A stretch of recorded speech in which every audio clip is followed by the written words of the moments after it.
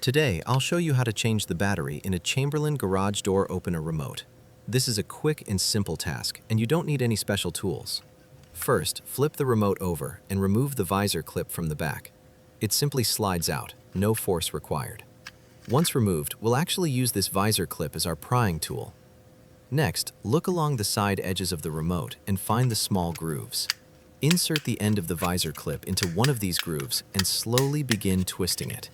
Don't rush this step. As you gently twist, you'll start to hear small clicking sounds. That's the casing beginning to release.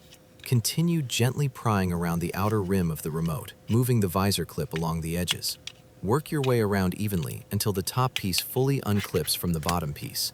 Take your time here to avoid cracking the plastic. Once the remote is open, you'll immediately spot the battery inside. It's a round, stainless steel button battery.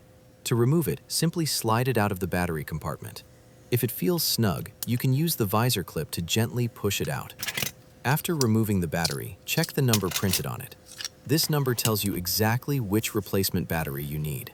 The new battery must have the same number. In our case, the battery is a CR2032. Slide the new battery into the compartment, making sure it sits flat and fully in place. Before closing the remote, locate the button inside. In this case, it's red and positioned just above the battery. Make sure everything is aligned properly. Now, line up the top plate with the bottom plate and gently squeeze the two pieces together.